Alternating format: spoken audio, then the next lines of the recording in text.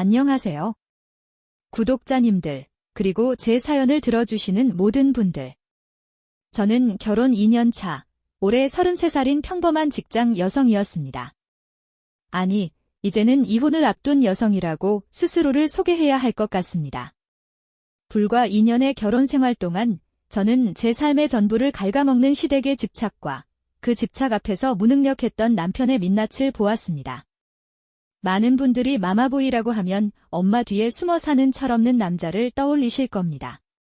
하지만 제 남편은 겉보기엔 멀쩡하고 심지어는 능력도 있었습니다. 문제는 그가 가진 모든 능력과 자율성이 오직 시어머니의 승인 하에만 발휘된다는 점이었습니다.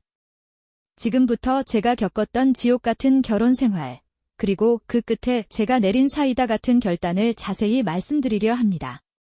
부디 이 사연이 저처럼 소중한 인생을 시댁 문제로 고통받는 분들에게 용기가 되기를 바라며 마지막에 저에게 현명한 조언까지 해주시면 감사하겠습니다. 저희는 연애 4년 만에 결혼을 결정했습니다. 남편은 대기업에 다녔고 저는 전문직이었습니다. 각자 모아둔 돈을 합치니 서울 외곽에 꽤 괜찮은 아파트 전세를 얻을 수 있었습니다. 가장 먼저 터진 문제는 바로 신혼집명이었습니다. 저희가 마련한 전세금 3억 5천만 원 중에서 제가 2억 5천만 원을, 남편이 1억 원을 부담했습니다. 남편은 1억 원 외에 시부모님께 3천만 원을 더 빌려서 총 1억 3천만 원을 가져왔습니다. 당연히 잔금 처리나 대출 관련 일은 제 쪽에서 더 많이 처리했습니다. 결혼을 한 달 앞두고 계약서를 쓰는 날, 남편이 난감한 표정으로 저에게 말했습니다. 여보, 엄마가 이번 전세 계약서 명의를 내 이름으로 단독으로 했으면 좋겠대. 저는 귀를 의심했습니다. 무슨 소리야? 전세금의 70% 가까이를 내가 냈잖아. 당연히 공동 명의로 해야지. 남편은 시어머니에게 들은 말을 그대로 전했습니다. 시어머니의 논리는 이랬습니다. 전세금 중 3천만 원은 빌려준 돈이 아니라 결혼 선물이니 시댁의 기여도가 높다. 집명의는 가장인 남자의 이름으로 되어야 나중에 큰일을 도모할 때 좋다. 만약 나중에 무슨 일이 생겨서 이혼하게 되더라도 집명의가 아들 이름으로 있어야 시댁에서 보탠 돈을 안전하게 회수할 수 있다. 이 이야기를 듣는 순간 제 심장이 차갑게 식었습니다. 결혼을 앞둔 아들의 행복보다는 만약에 이혼을 대비하여 재산을 챙기려는 시어머니의 의도가 너무나도 노골적이었기 때문입니다. 그리고 그 논리를 저에게 아무런 여과 없이 전하는 남편의 태도도 실망스러웠습니다. 저는 단호하게 거절했습니다. 말도 안 돼. 그럼 내 돈 2억 5천만 원은 누가 보장해? 명의는 무조건 공동 명의로 하든가 아니면 당신이 대출을 더 받아서 나에게 전세금을 돌려주든가 해야 해. 이건 결혼 전에 확실히 해야 할 문제야. 이 일로 남편은 시어머니와 저 사이에서 엄청난 스트레스를 받았습니다. 저는 남편이 제 편을 들고 어머니를 설득해 주기를 바랐습니다. 제가 이 상황에서 기대했던 것은 남편의 방어였습니다. 하지만 그가 보인 행동은 달랐습니다. 여보, 그냥 엄마 말대로 내 이름으로 하면 안 될까? 어차피 우린 결혼할 건데 누구 명의가 중요해? 나중에 내가 당신한테 각서 써줄게. 당신 마음 불편하지 않게? 엄마한테 자꾸 잔소리 듣기 싫단 말이야. 당신도 그냥 어머니 뜻을 좀 따라주면 안 돼? 시어머니의 뜻, 그 단어는 결혼 전부터 저에게 하나의 거대한 장벽처럼 느껴졌습니다. 남편에게는 어머니의 평안이 저의 재산권이나 평등한 부부 관계보다 훨씬 중요했던 것입니다. 결국 저는 타협했습니다. 공동 명의는 포기하는 대신 전세금 중 시댁에서 보탠 3천만 원을 제외한 나머지 모든 전세금을 제 이름으로 된 채권 설정 형식으로 문서화하고 공증을 받는 조건이었습니다. 결혼 전부터 이런 식으로 재산 싸움을 해야 한다는 사실 자체가 저에게는 깊은 불안감을 심어주었습니다. 하지만 결혼하면 괜찮아지겠지, 남편이 나를 사랑하니까라는 어리석은 희망으로 그 불안을 덮어버렸습니다. 이것이 바로 제 결혼 생활의 불행을 예고하는 첫 번째 어긋난 단추였습니다. 결혼 후 저희는 예상대로 시부모님 댁과 그리 멀지 않은 곳에 신혼집을 꾸렸습니다. 명예 문제로 한 번 크게 겪었기 때문에 저는 남편에게 가장 중요한 것은 우리 가정을 지키는 것이라는 말을 끊임없이 강조했습니다. 남편도 고개를 끄덕이며 잘하겠다고 약속했습니다. 하지만 약속은 결혼 100일도 채 되지 않아 깨졌습니다. 저희는 맞벌이 부부였습니다. 시어머니는 틈만 나면 남편에게 전화를 걸어 내 아내는 살림을 너무 못한다는 식으로 저를 깎아내렸습니다. 예를 들어 제가 빨래를 건조기에 돌리지 않고 베란다에 널어두면 시어머니는 남편에게 전화를 걸어 요즘 시대에 누가 빨래를 밖에 널어서 먼지를 묻히냐. 내 아내는 살림이 빵점이다라고 하셨습니다. 이런 이야기를 들었을 때 저는 남편이 저를 감싸주거나 최소한 어머니에게 엄마, 저희는 맞벌이고 제가 도와줄게요. 그런 말씀은 안 하시는 게 좋아요라고 단호하게 말해주기를 바랐습니다. 하지만 남편의 대응은 늘 똑같았습니다. 여보, 그냥 엄마가 하는 말이니까 한 귀로 듣고 한 귀로 흘려. 엄마가 당신 미워해서 그러는 거 아니야? 그냥 우리 아들 내외가 잘 살았으면 해서 하는 말이야. 그의 말은 저에게 당신의 감정보다 엄마의 잔소리를 피하는 것이 내게 더 중요한 일이다라고 들렸습니다. 한 번은 명절을 앞두고 시댁에서 김장을 한다고 했습니다. 저는 허리 디스크가 있어 무거운 것을 들거나 오래 쪼그려 앉는 것이 힘들었습니다. 남편에게 미리 상황을 설명하고 이번에는 내가 몸이 안 좋으니 당신이 나보다 조금 더 수고해주면 안 되겠느냐고 부탁했습니다. 남편은 알겠다고 했지만 시댁에 도착하자마자 시어머니는 저에게 허리도 펼 새 없이 김치통을 나르도록 시켰습니다. 저는 남편에게 눈빛으로 간절히 도움을 요청했지만 남편은 시어머니의 등 뒤에 숨어서 휴대폰만 만지작거리고 있었습니다.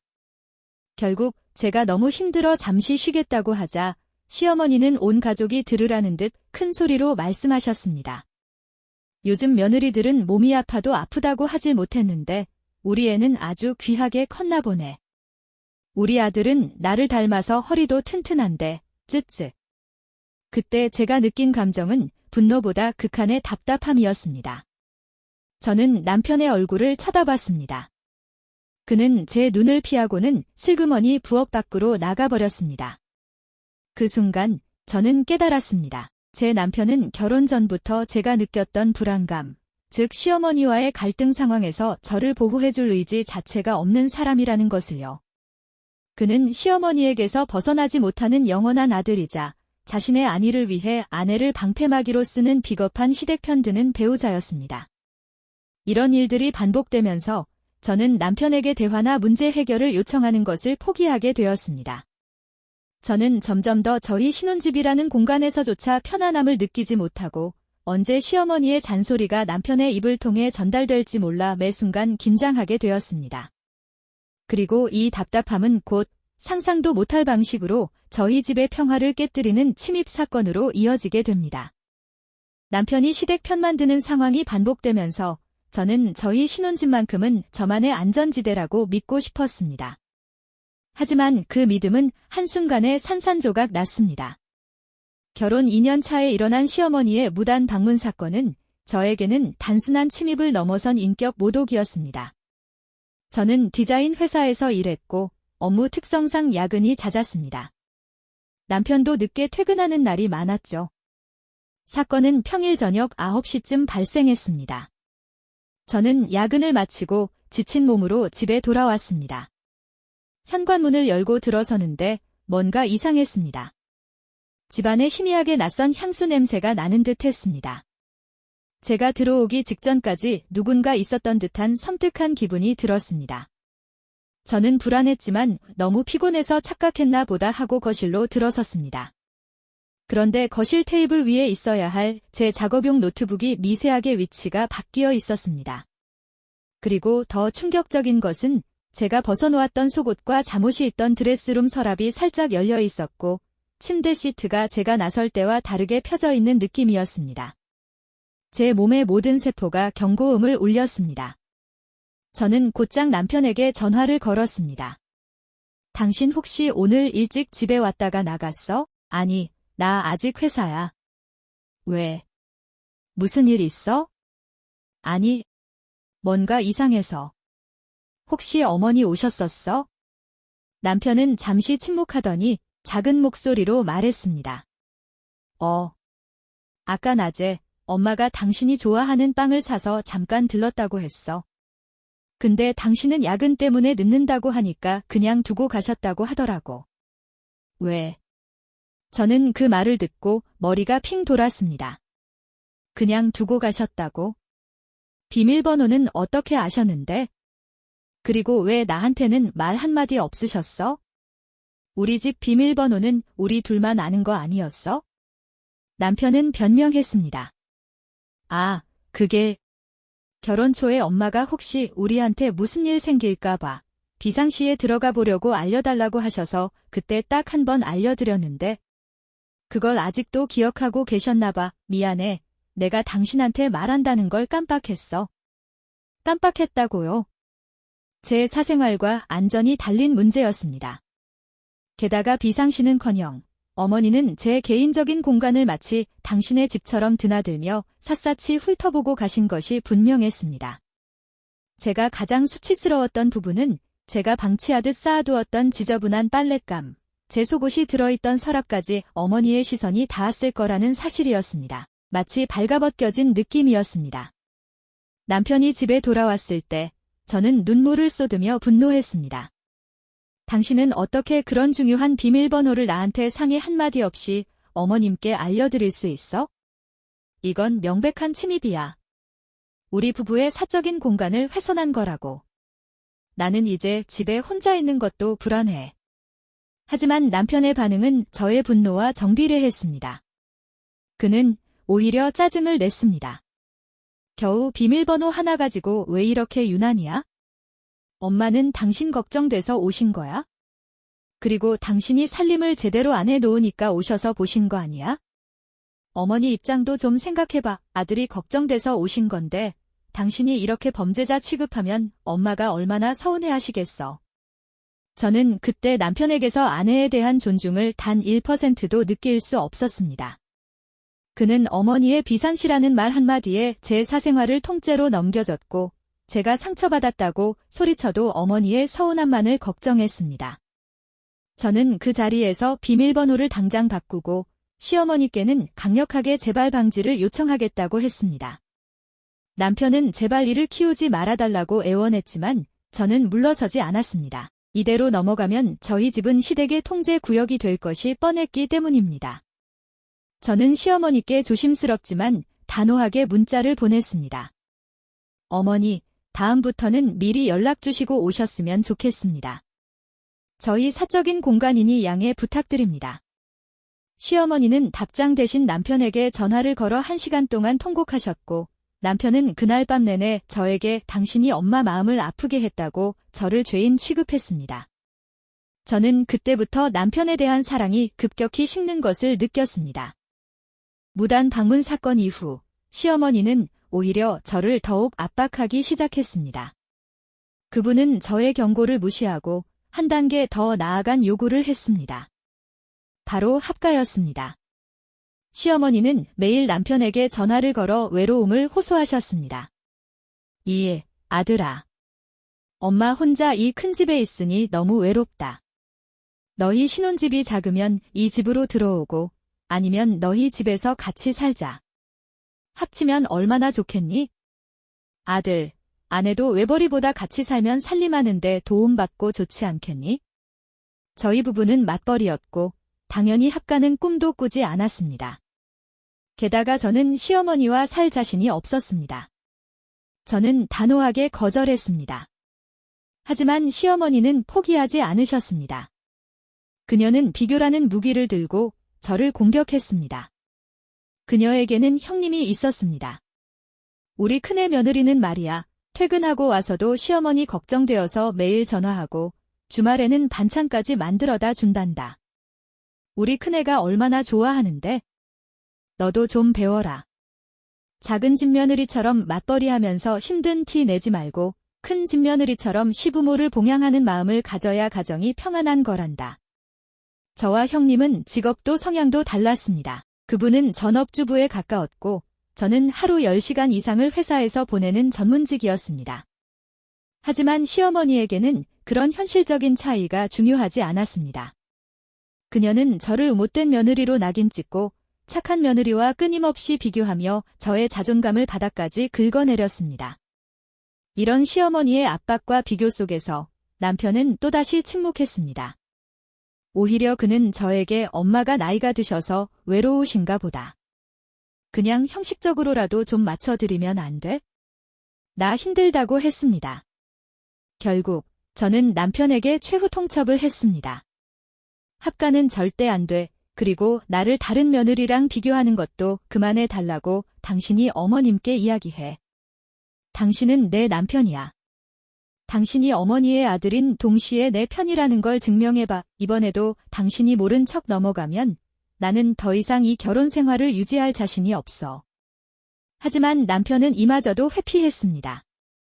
그는 시어머니에게 제가 합가를 반대한다는 사실만을 전달했을 뿐 비교나 폭언성 잔소리에 대해서는 일절 언급하지 않았습니다.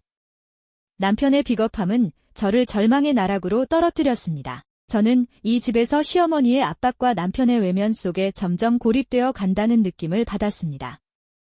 이 모든 고통과 억압은 마침내 시어머니의 선을 넘은 폭언이라는 정점 사건을 향해 치닫고 있었습니다. 저는 그 폭언을 듣는 순간 더 이상 물러설 곳이 없다는 것을 깨달았습니다.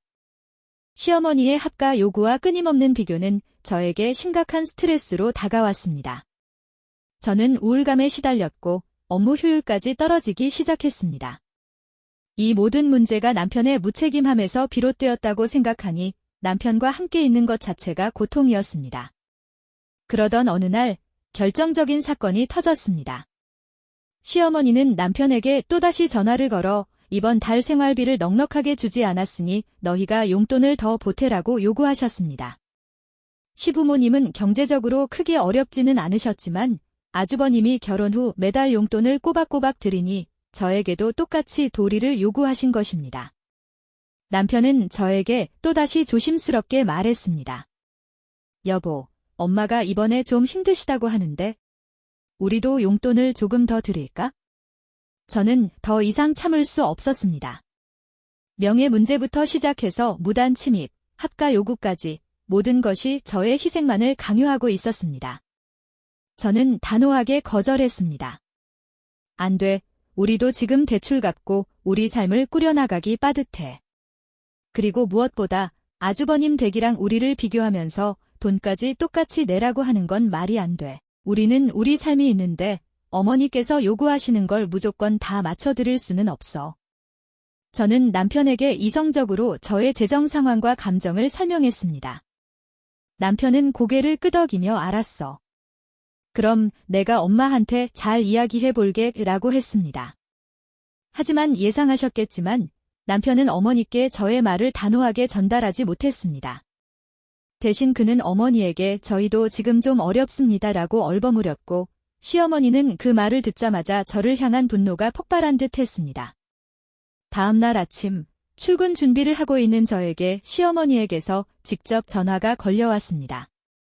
저는 전화 받기를 망설였지만 피할 수 없다는 생각에 수화기를 들었습니다. 전화기 너머로 들려온 시어머니의 목소리는 분노로 떨리고 있었습니다. 너 감히 내 아들한테 뭐라고 했니? 네가 뭔데 우리 아들이 용돈 준다는 걸 막아? 네가 우리 아들 돈 보고 결혼한 거 내가 모를 줄 아니? 니깎게 얼마나 잘났다고 감히 내 아들을 조종해? 네 친정 엄마가 너를 그렇게 가르쳤니? 저는 심장이 멎는 것 같았습니다. 네 친정 엄마가 너를 그렇게 가르쳤니? 이 말은 저에게 비수처럼 꽂혔습니다. 저의 인격을 모독하는 것을 넘어 아무 잘못 없는 저희 부모님까지 걸고 넘어진 것입니다. 저는 숨을 들이마시고 떨리는 목소리로 말했습니다. 어머니, 지금 뭐라고 하셨어요? 저희 부모님 이야기는 왜 하세요? 제가 용돈을 드리고 안 드리고는 저희 부부의 결정입니다. 그리고 제가 재산 보고 결혼했는지 아닌지는 어머니가 판단하실 문제가 아닙니다. 시어머니는 제 말을 비웃듯이 받았습니다. 네가 지금 나한테 대들어? 너는 우리 아들 아니었으면 이만큼도 못 살았어. 너 같은 애 데려다가 아들 고생시키지 않으려고 했는데 네가 꼬리쳐서 우리 아들이 넘어간 거 아니니? 당장 우리 아들이랑 헤어져. 너 같은 며느리 필요 없어. 네 뱃속에 애라도 있다면 모를까? 애도 없으면서 감히 어디서. 네가 꼬리쳐서 애도 없으면서. 그 두 마디는 제가 2년 동안 참아왔던 모든 감정을 폭발시키는 기폭제가 되었습니다. 제가 느낀 것은 단순히 분노가 아니었습니다. 제 결혼 생활이, 제 존재 자체가 시어머니에게는 단지 아들의 재산 도구 또는 씨바지 정도로 치부되고 있었다는 끔찍한 깨달음이었습니다. 저는 더 이상 시어머니와 싸우지 않았습니다. 저는 전화를 끊었습니다. 그리고 거울을 보았습니다. 창백해진 얼굴과 떨리는 손을 보며 저는 생각했습니다. 내가 왜 이런 모욕을 당해야 하는가? 그날 이후 저의 태도는 180도 바뀌었습니다. 남편과 시어머니에게 매번 끌려다니고 사과하고 이해하려고 노력했던 순진한 저는 죽었습니다. 저는 완벽하게 무너졌고 그 무너짐 속에서 단단한 결심을 세웠습니다. 저는 더 이상 이 결혼 생활을 유지할 이유가 없다고 판단했습니다. 하지만 저는 단순히 도망치듯 이혼하고 싶지 않았습니다. 저는 저에게 쏟아진 모든 모욕과 피해에 대해 정당한 대가를 치르게 하고 싶었습니다. 저는 감정적인 복수가 아닌 법적으로 완벽한 복수를 준비하기 시작했습니다. 가장 먼저 한 일은 철저한 자료 수집이었습니다. 저는 이성적이고 체계적으로 접근했습니다. 폭언 녹취 및 증거 수집으로 시어머니와 남편과의 모든 통화는 자동 녹음되도록 설정했습니다. 시어머니의 네 친정엄마 폭언, 꼬리쳐서 결혼했다는 모욕적인 발언, 그리고 남편이 갈등 상황에서 시종일관저를 외면하고 어머니 편을 들었던 대화 내용들을 시간 순서대로 정리했습니다. 무단 침입 증거로 무단 방문 당일 제가 느꼈던 불안감과 남편에게 비밀번호 유출에 대해 항의했던 문자 기록, 그리고 비밀번호를 바꾼 기록 등을 증거로 정리했습니다. 경제적 기여 증거로 결혼 전명의 문제 때 공증받아 놓은 전세금 채권 설정 문서, 제가 2억 5천만 원을 기여했음을 증명하는 서류와 결혼 생활 동안 제가 부담한 생활비, 대출 상환 내역 등을 꼼꼼하게 정리했습니다. 시댁의 합가 및 용돈 요구 증거로 시어머니의 지속적인 합가 및 용돈 지원 요구가 담긴 남편과의 카톡 및 통화 기록을 모두 확보했습니다. 이는 혼인 관계를 지속하기 어려운 부당한 대우의 증거가 될 수 있었습니다. 저는 이 모든 자료를 모으는데 3개월의 시간을 보냈습니다. 남편은 제가 조용히 지내자 제가 시어머니와의 일에 대해 마음을 접었다고 착각했습니다. 남편은 저에게 역시 당신은 착한 사람이야. 엄마가 나이가 드셔서 그래라며 위로인지 조롱인지 모를 말을 건넸습니다. 저는 그저 쓴웃음을 지으며 냉정하게 이혼 준비를 이어갔습니다. 자료 준비가 완료된 후 저는 변호사를 선임했습니다. 변호사는 저의 자료를 보더니 이 정도면 충분하다. 남편의 외도는 없었지만 혼인 파탄의 주된 책임을 남편과 시댁 쪽에 물을 수 있다고 확신했습니다. 저는 남편에게 이혼 소송 서류를 내밀었습니다. 남편은 충격에 빠졌습니다. 여보, 지금 이게 무슨 장난이야? 이혼이라니. 저는 남편의 눈을 똑바로 쳐다보며 말했습니다. 당신이 어머니의 폭언 앞에서 나를 한 번이라도 보호했다면, 당신이 내 집의 비밀번호를 지켰다면 내가 이혼을 선택하지 않았을 거야. 하지만 당신은 늘 어머니 편에 섰고 나를 가장 외롭고 비참하게 만들었어. 당신은 더 이상 내 남편이 아니야. 그리고 소송을 시작했습니다. 이 과정에서 저는 시어머니에게 사이다 같은 한 방을 날렸습니다. 저는 변호사를 통해 시어머니의 폭언 녹취록과 무단 침입 증거를 첨부한 접근 금지 및 손해배상 청구 내용 증명을 보냈습니다. 시어머니는 경악했습니다. 그녀는 저에게 다시 전화를 걸어 내가 미안하다. 힘들면 내가 아들한테 말해서 용돈 안 받겠다. 다시 잘 살아보자며 태세를 180도 바꾸었습니다. 하지만 이미 늦었습니다. 결국 이혼 소송은 저의 승리로 끝났습니다. 저는 제가 기여했던 2억 5천만 원의 전세금을 온전히 돌려받았고 위자료까지 받아낼 수 있었습니다. 남편은 법정에서 시어머니와 함께 앉아 변명만 늘어놓다가 판사님께 혼인 관계에 대한 책임 회피라는 따끔한 지적을 받고는 패소했습니다. 저는 지금 이혼 절차를 마무리하고 홀가분하게 제자리로 돌아왔습니다. 시어머니의 폭언을 겪었을 때는 몸무게가 5kg이나 빠졌었지만 지금은 마음이 편안해져서 다시 건강을 되찾고 있습니다. 그들에게 사이다를 먹이고 이혼에 성공했다는 후련함이 가장 큽니다. 하지만 제 마음속에는 아직 작은 후회가 남아 있습니다. 제가 결혼 생활 내내 너무 남편의 눈치만 보며 스스로를 희생했던 것은 아닐까 하는 생각입니다. 그리고 내가 좀 더 현명하게 대처했으면 2년이라는 시간을 낭비하지 않았을 텐데 하는 아쉬움도 있습니다. 이제 저는 새로운 삶을 시작하려고 합니다. 구독자님들께 여쭙니다. 저는 앞으로 사람을 믿고 다시 사랑을 시작할 수 있을까요? 마마보이 남편과의 실패한 결혼 생활에서 얻은 가장 중요한 교훈을 바탕으로 앞으로 저는 어떤 마음가짐으로 사람들을 대하고 제 인생을 재건해야 할까요? 여러분의 진심 어린 조언을 기다리겠습니다. 긴 사연 들어주셔서 감사합니다. 오늘의 사연은 여기까지입니다. 재미있게 들으셨다면 구독과 좋아요 부탁드립니다.